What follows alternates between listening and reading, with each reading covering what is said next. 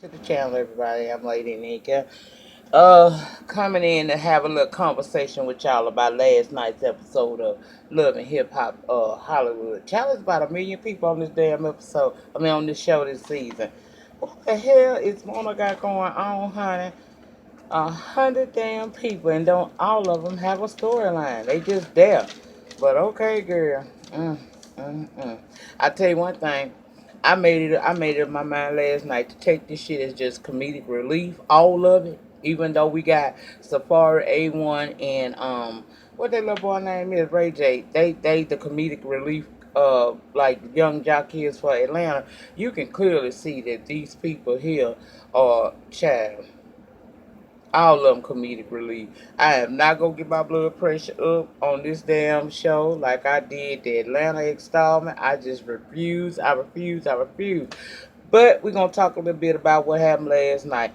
I did an outline, so if I forget anything, as always, the conversation can always continue down there in the panty section. But we're gonna talk a little bit about what the hell going on with these folks in this episode.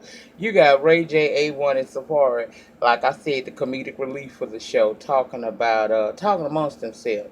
Now we find out A1 is still using a condom. The reason why he's still using a condom because Lyrical say, look him. My career ain't where I want it to be yet, so we not finna have no kids. We gonna get this here popping first, and then if once we get our careers where we want it to be, if if we want to have a baby, we can discuss that at that time. But right now, we not doing none of that. What we doing right now is we simply gonna go ahead on and get it together. Cha. They asking him, is his pull-out game good? I said, Lord, y'all need to quit. Now, A1, he is happy as hell because he say his career where it need to be right now, okay? Ray J, he wants to have a baby with Princess or she wants to have a baby with him. So, he trying to figure out what's going on because as of right now, she should already be in the pregnancy stage, but she ain't. And so Safari tell us that if he touch himself in the morning, then and then he later on touch a female later on in the day, she automatically pregnant. I said, okay. So you big up in your little man down there. All right, then go ahead on Jamaican Spice. I ain't mad at you.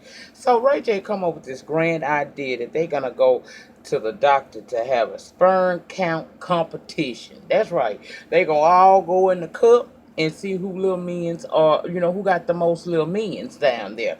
I holler, child. I think that's crazy. Mm. But here's the deal with the damn thing, with the damn competition. Now, bitch, the competition is to see who got the lowest sperm count. The person with the lowest sperm count got to get in the studio with Hazel.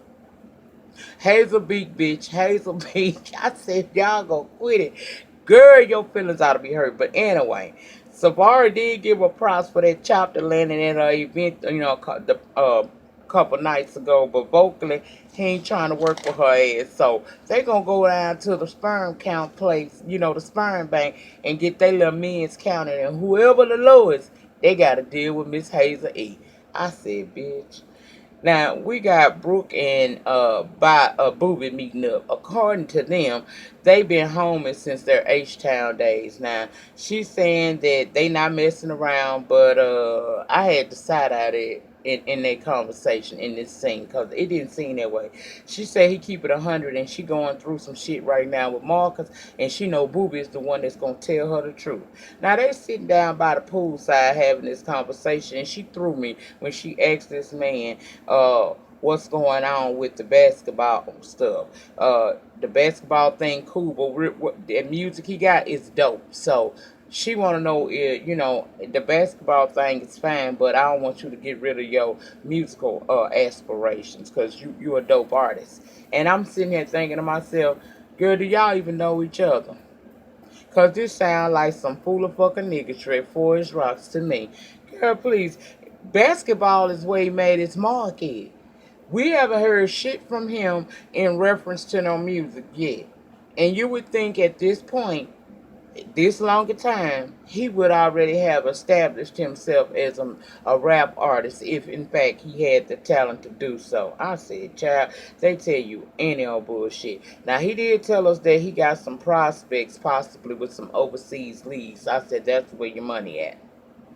Leave this music thing alone.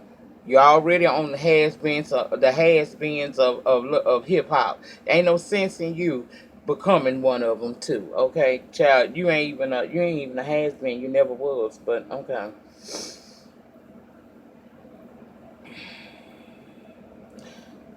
He gets to telling her about he know how men are. Marcus has the opportunity to build on a solid foundation if he get with Brew. But what I got out of that conversation, he don't really see it for Marcus. And the way I was looking at the way they was looking at each other, I had to wonder, are y'all lying about y'all ain't never had no dealing with each other? Cause he licking his lips and she biting down on hers, girl. That's subliminal. We caught that. Mm, mm, mm. I said, whatever. Now, let's go to the beach because we got Monique, AD, Masika, Zell, and Nia. They all out there. Um, And Lord Nia, do Nia have a storyline this season? I guess maybe she do. Maybe her storyline ain't came up yet. But anyway, they out there talking, and you see AD playing with little Cam with the kites and stuff. Now Zell was asking, how do they explain that to little Cam? And Monique said that she tell him that she told her that Cam when they all moved in together that AD was her best friend and that she wears Jordans and shorts. That's her preference. She said, but mommy wears flip flops, sandals, and dresses. That's my preference. And I was okay with that because he's still young, and that's the best way that you're going to be able to explain that to him in this moment. But then they began to talk about what happened the night before at the karaoke. And AD let it be known straight up, I went down for none of that. I don't like that kind of stuff. Child, Zell said he started saying who was there because he telling Nia about the situation. And baby, the minute Alexis' guy name was mentioned, immediately Masika is uptight. She uptighter than her damn upper lip that don't move, and she walking out. I already told you I'm not giving no shine or airtime to no thirsty thigh. Okay, girl, I feel you, but this girl ain't gonna stop, so you might as well deal with the situation. And I agree with Monisha, and she said maybe Masika should talk to the girl because the girl that came to L.A., Hollywood, wherever the hell they at, sole purpose to get at Masika about sleeping with her man at the time, which was Fetty Wap and creating a baby. I don't understand why the girl there, but she there. And my thing is this. I was going to deal with the situation to get that shit out of my face. You know what I'm saying? All you doing by not wanting to deal with the girl has caused you to lose your spot in opening credits. And girl, you ain't getting no airtime. Airtime equates money. And you messing up your coin over a bitch. I would sit there and be calm, cool, and collected because really ain't nothing you got to explain to her. What's understood need no explanation. And neither one of y'all with this man no more. So what difference does it really make? But this girl is adamant about having a conversation, and that damn Masika can't take it. She coming across as somewhat scary because I had a conversation. Bitch, what you gonna? I mean, girl, you can't get beat up. Security ain't gonna let her get you. You be alright. Stop being scared. See, like Monique said, this what happen when you sleep with other people. Men. Now, you had Nikki not feeling Masika because of the Molly Mall situation. Hazel Beak, although Youngberg never claimed her publicly, we know she was messing around with him. So that's the reason why you got to deal with all these different situations where women are coming at you. It's stupid to me because Alexis, she that like I said, she not with Fetty Wap no more. So why are we having this here? This is a garbage storyline, but Mona playing along with it. So I mean, shit, I go along with it. It wouldn't stop my cash flow. I sit there and have a conversation with a bitch I don't like in a heartbeat if it's about my paper. At the end of the day, it's all about them coins, okay? Damn her. She ain't gonna do nothing. I'll sit there just nonchalant with that bitch and give her what she need. Now Marcus gonna meet up with Brooke. He said he wasn't aware a year ago that divorce wasn't final. He didn't know all the paperwork that was involved. And I'm like, so you thought because you said it, so shall it be?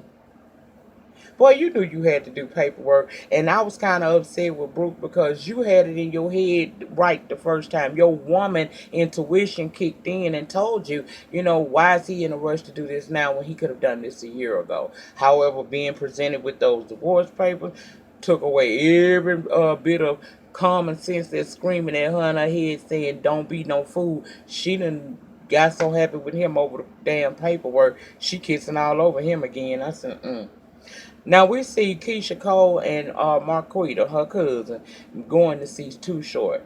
Now Too Short and Keisha have been real close friends over the years, and he served as somewhat of a mentor to her. And they meeting up. He asking about the music, and I said I want to know Too Short. I want to know too. Because that's all I want out of her. She better use this show to promote, promote, promote. Get your candy birds on, honey. Okay. He also asked how Booby was as a father, and she gave him a props, but then she mentioned that, he lived with her. Now, I was like, too short. So y'all messing around with each other, and y'all soaking here when each other brings someone into the crib, huh? Y'all living together. She said that they don't mess around with each other and they don't bring nobody to the house, okay? She said ain't no way in hell, I just, well, she ain't say that. I said that. I said, ain't no way in hell I'm finna have in-house dick. I don't give a fuck. Y'all messing around. I don't believe that you ain't, but if that's the storyline you feeding us, I'm gonna go ahead on and bite this shit today. But I just don't believe it, child. I don't understand that. Now, divorce did come up, and she said maybe it's time to discuss getting a divorce going forward. I said, you think? Girl, that's crazy. She said they good co-parenting, but as a couple, they not gonna be too good together. And I get it. Then I don't get it, cause girl, why you living with him then? Why you got him living up in your house? Y'all can co-parent without living in the same place.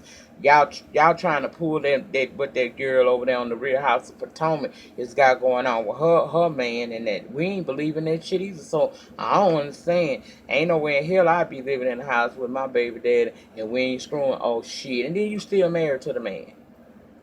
Good by the laws of the land and God, he supposed to give you. Okay, but anyway, Ray J and Safari meet up at the sperm clinic. They waiting on A1, and Safari is ready, baby, and he is promoting, promoting, promoting. Notice he got that bottle of Safari coconut oil in his hand, and he talking about he ready to jack. And I was like, Ray J, we cool, bro, but I don't need to be hearing you tell me that you ready to do that, because that came across as kind of, fruity. I wasn't here for that.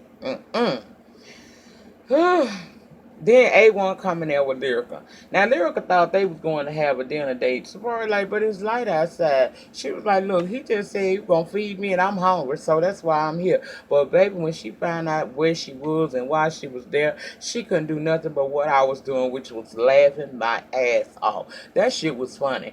Baby, y'all down to the down to the sperm bank. And Ray J and Safari looking like, ain't this about a bitch? He done brought his wife, so he gets some help back there getting his little minions in the cup. Child, I hollered. She said she was going to tell everybody. I said, that's funny, girl. I would have told everybody too, bitch. I would have told everybody too. And I'm sitting here looking at Ray J wondering, what's he sitting there looking like he's so stressed out? Ray, this damn sperm thing got you stressed out. Because, baby, you sitting there looking like somebody old ass man with that cigarette in your head, like you just on down on your luck, your back against the wind. I can't with him. Now, Zell meet up with Alexis, and I found them messy. Because regardless of the messiness that's been going on between Masika and that girl, you supposed to be Masika's friend. So why would you meet up with her? But he meets up with her, and she know what she doing because she said he's a messy queen.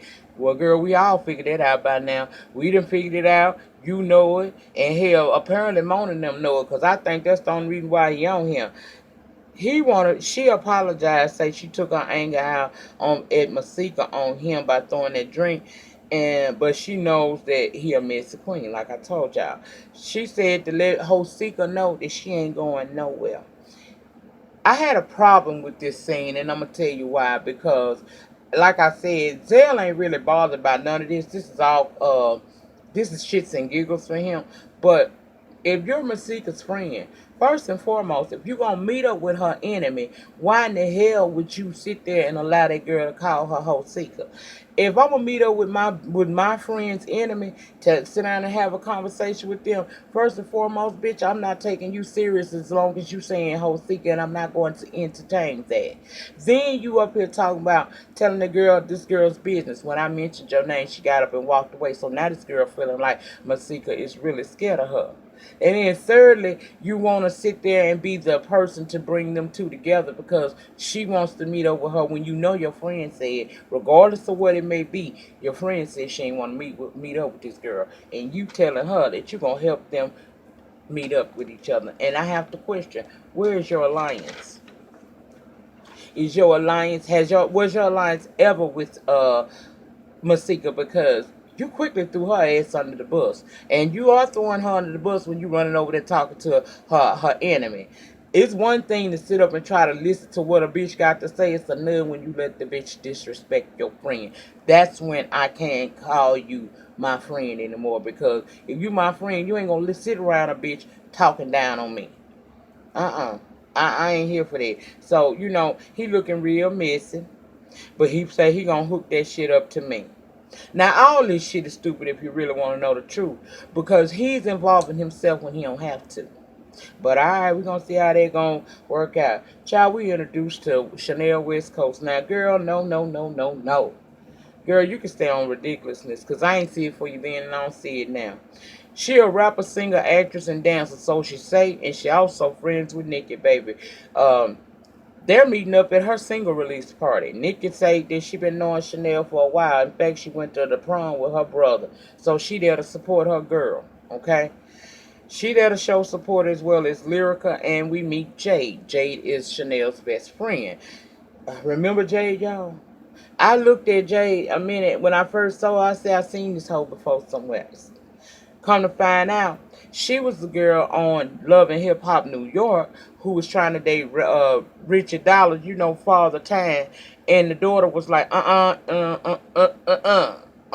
And Monique's helped get rid of her, okay? So she now is over here in LA doing her work thing as a paralegal. But she's talking about she met this guy. She's helping him file for his. She involved with this married man, but it ain't what people think. Because when she said that, lyrical, married, she like, she said, no, not in the traditional sense. She said, I'm helping him. I'm a paralegal and I'm helping him get his divorce from his wife. However, in the midst of us working with each other, some shit has popped off between us. And this girl is really under the impression that they are, monogamous with one another, but that ain't the truth, girl.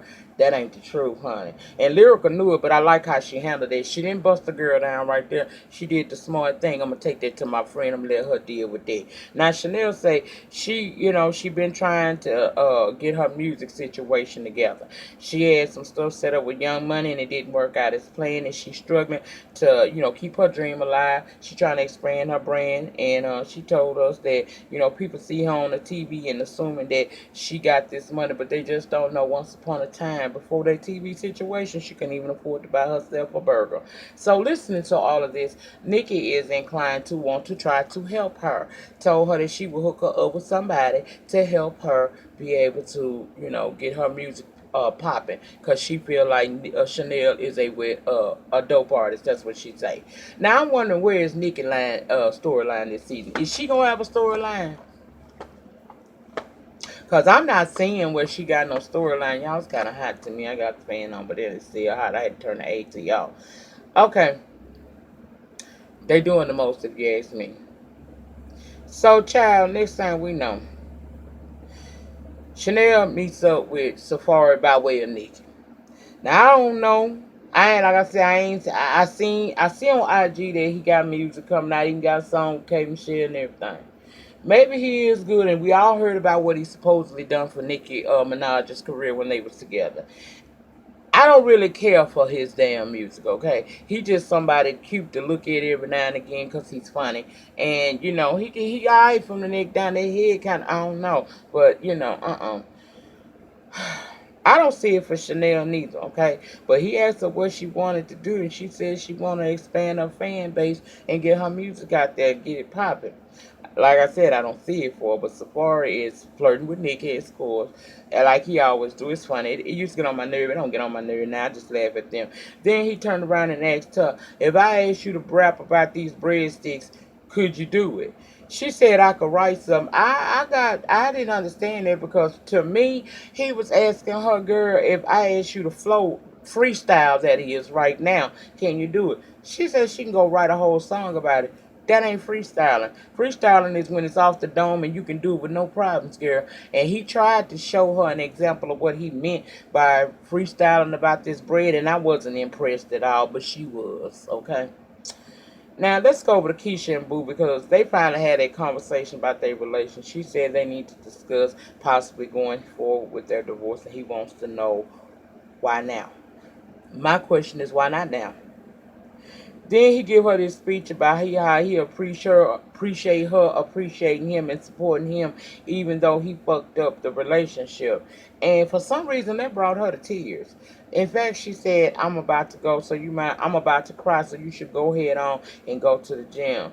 I said, "Girl, that shit he ran to you touched you that deep that he needed to move on and go to the gym. What you thought you was gonna do? Fall on his dick or something? I don't know, girl.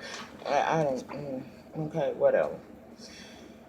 Lyrical Brook and Neil, they going out to do yoga, and I believe I believe that's what they was doing. Brooks mentioned that Marcus and her on a good level now. You know, she telling them about Marcus bringing that divorce papers to her and whatnot, and she just happy as hell. Neil was clapping and big upping him when Lyrica like, I don't hate to be the bearer of bad news, and she told her that she had met a girl at Chanel's West listening party. In fact, the girl is Chanel's West best friend, and she says she fucking around with Marcus. Now that puts Brooke in a bad headspin again. She upset. She said she want to meet up with this girl and find out what she know before she go whoop Marcus' ass. And I said, see, that's what I'm talking about. I can honestly say that I like the way Brooke handled that because she didn't say I'm gonna go beat this bitch ass. She said I'm gonna go find out what this bitch know because clearly he lying to both of y'all. And then I'm gonna take it to him, and that's what you're supposed to. Now let's go back to the doctor's office because it's now time to find out who got the lowest count, and unfortunately it's Ray J. A1 has the highest, followed by Safari, which leaves Ray J at the end. And I told y'all this ain't nothing but comic relief. I mean, you know, he upset. He got to get on the track with Hazel B. And I said to myself, you know what, in this episode, if this didn't tell her that she don't need to try rapping, nothing else in the world is gonna get through to her because clearly Mona ain't give a fuck about your feelings and these dudes is honestly saying your shit is trash. So girl, go find out what it is that you do good. I don't know what the fuck you do, but I'm sure you know something that you do well. You might need to go do that because they ain't give you no girl. I can't imagine this gonna come up at the reunion. You gonna feel some kind of way, ain't it? Cause this ain't funny. They for real. They feel like your music trash and they letting you know it, girl. Now, Ray J got to go tell Princess, and he got to do some lifestyle modification, like release the alcohol and stop smoking so much. And he say he ain't sure he can do that. Well, if you can't do that, Ray, you ain't gonna get this baby. And clearly, she won't one, cause we gonna see all of that start to play out next week. Zaya final scene, we see Zaya trying to get Masika to meet up with Alexis. As soon as she heard that girl name, once again she is running away. Uh, Talking about I'm not filming with her, ain't nobody giving her airtime. And Zell was like, look, I ain't even got no dog in this fight. I'm getting drinks and bags thrown at me. See, he done kind of got a level of respect for this damn Alexis girl because this girl willing to deal with the situation, whereas Masika willing to not deal with the situation. And my thing is this right here. You say you in the middle, but you put yourself in the middle. Nobody put you in the middle but yourself. You decided to insert yourself into this mess, and now you're going to have to deal with it, okay? And Masika, you need to start running. Because like I said, this girl, your attitude about this girl, who was obviously okay by Mona to be on here, has caused you to not be in the opening credits and your scenes have been pretty much cut in half. So you ain't making the money that you could have been making.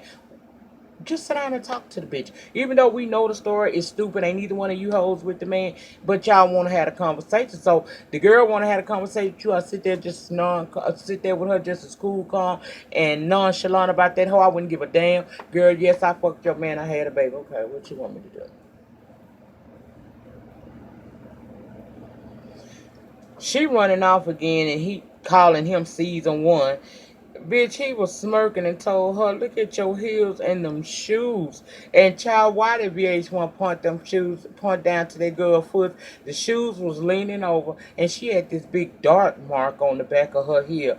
I said, bitch, what you done been doing with them foots? God, them foots was something else, baby. Reality TV would embarrass the hell out of you. She telling him that she done, you know, he ended up telling her, bitch, you ain't even got no budget. That's why I laugh at him, because he's a fool with it. But that's pretty much where it went on, man. I don't get it. I don't understand why she running from this girl. You clearly got to deal with the host, so just deal with her, child. It ain't that big of a deal. Deal with that bitch and make your coin and go about your day. This girl is just a moment in your time. This ain't nobody that you got to deal with for the rest of your life. But that was it, y'all. I didn't... I can't rate the episode because all of it is foolishness. But I'm here for the bullshit. I'm entertained by it. Y'all get down in the pen and let me know what y'all thought about this week's episode of Love and Hip Hop Hollywood. And don't y'all think it's about too many damn people on this show? Child. Remember, the depth of your struggle will always determine the height of your success. In the meantime, in between time, please remember to rate this video. Comment with me down there in the panty section. I love talking with y'all. I sure do. Subscribe to my channel if you haven't already. And share this video wherever it is that you share videos. I'll be back later on tonight with the have and have nots. Thank y'all for watching. Peace.